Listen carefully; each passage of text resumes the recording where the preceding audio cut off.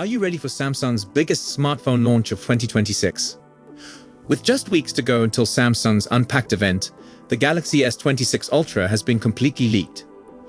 We're talking official renders, full specifications, exact release dates, and even pricing details. Today, I'm breaking down everything you need to know about Samsung's next flagship phone. From the design changes that nobody saw coming to the storage upgrade that could change everything. Plus, I'll tell you exactly when you can get your hands on one and why Samsung made some surprising decisions about this year's lineup. If you're thinking about upgrading your phone in 2025, this video will help you decide if the Galaxy S26 Ultra is worth the wait. Let's dive into the biggest Samsung leak of the year. The S26 Ultra official renders just dropped, and honestly, they look pretty familiar.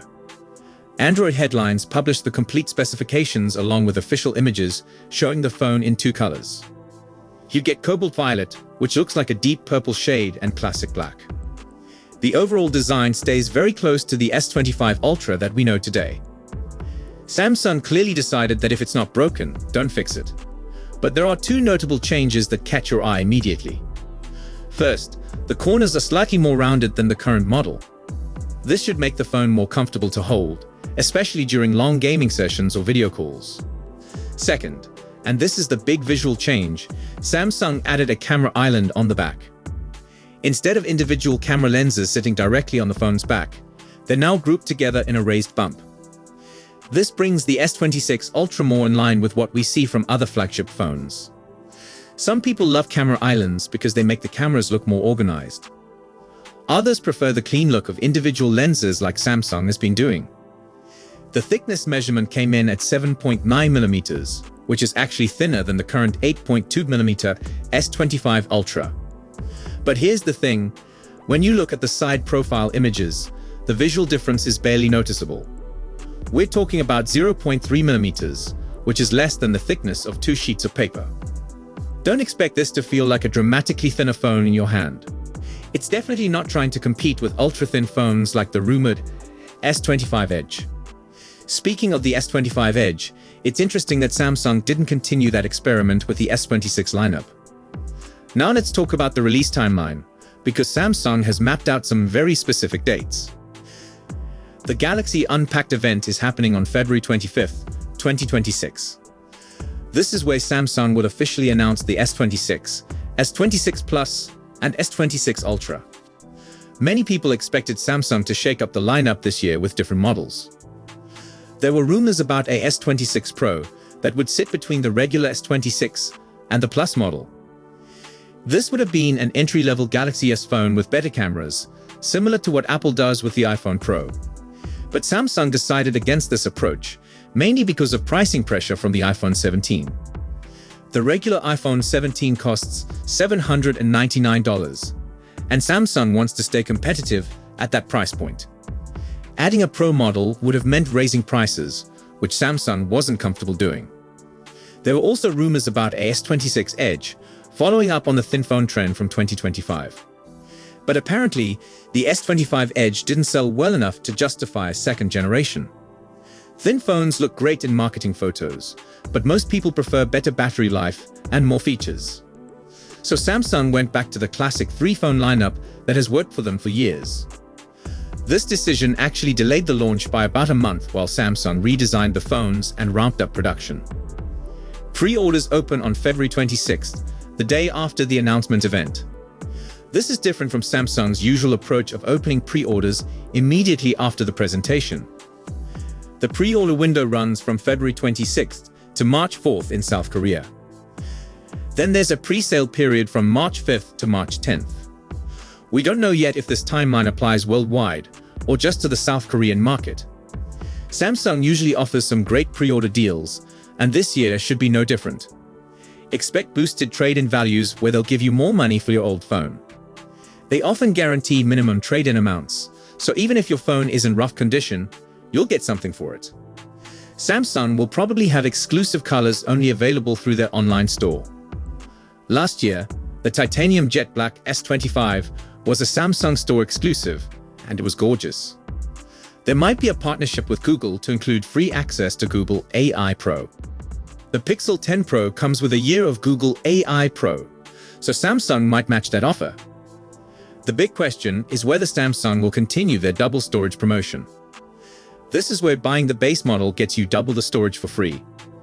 So you pay for 128 gigs but get 256 gigs, pay for 256 gigs but get 512 gigs, and so on. With storage costs going up, this promotion is getting expensive for Samsung. They might scale it back or eliminate it entirely this year. The retail release date is Wednesday, March 11th, 2026. This is when pre-orders ship and the phone becomes available in stores. Samsung usually prefers Friday releases, but March 13th would have been Friday the 13th. Apparently, Samsung's marketing team decided to avoid that date for superstitious reasons.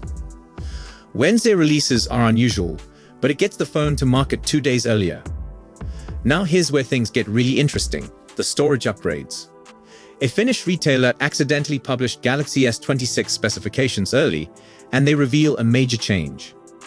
The base S26 and the S26 Plus will start with 256 gigs of storage instead of 128 gigs. You'll also be able to upgrade to 512 gigs on both models. This is a direct shot at the competition, especially Google and Apple. The Pixel 10a is expected to launch with just 128 gigs of base storage. The rumored iPhone 17e also starts at 128 gigs, just like last year's iPhone 16e. Samsung is betting that doubling the base storage will justify their higher prices. The price difference between Samsung and these competitors is usually around $100. For many people, getting double the storage for an extra $100 is an easy choice. This also helps Samsung lock people into their ecosystem instead of Google's or Apple's. The color options for the regular S26 and S26 Plus include black, white, sky blue, and cobalt violet. These are just the colors we know about. Samsung usually saves some exclusive shades for their online store. The sky blue sounds particularly interesting, as Samsung hasn't offered a light blue option in a while. Cobalt violet appears to be the signature color for the entire S26 lineup this year.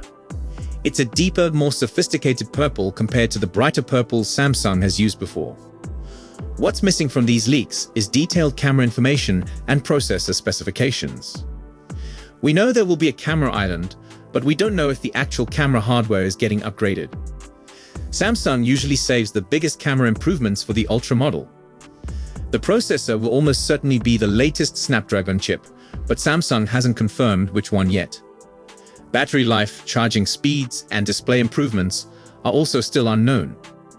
These details will probably come out closer to the announcement event. One thing that's clear is that Samsung is playing it safe with the S26 lineup. No major design revolution, no experimental form factors, just solid improvements to a proven formula. This makes sense given the competitive pressure they're facing from Apple and Google. Sometimes the best strategy is to focus on getting the basics right rather than taking big risks. The storage upgrade alone could be enough to make the Galaxy S26 series more appealing to buyers. So there you have it. Everything we know about the Samsung Galaxy S26 Ultra and the entire S26 lineup. The design stays familiar with minor improvements, the release timeline is locked in for late February and early March, and the storage upgrade could be a game changer. Samsung is clearly playing it safe this year, but sometimes safe is exactly what consumers want. A reliable flagship phone with better storage and refined design might be more appealing than experimental features that don't work well. The real test will be how these phones perform against the iPhone 17 series and Google's Pixel 10 lineup. What do you think about Samsung's approach with the Galaxy S26? Are you disappointed that they didn't take bigger risks, or do you appreciate the focus on improving the fundamentals? Let me know in the comments below, and don't forget to subscribe for more smartphone news and leaks. I'll be covering every detail as we get closer to Samsung's Unpacked event on February 25th. Thanks for watching, and I'll see you in the next video.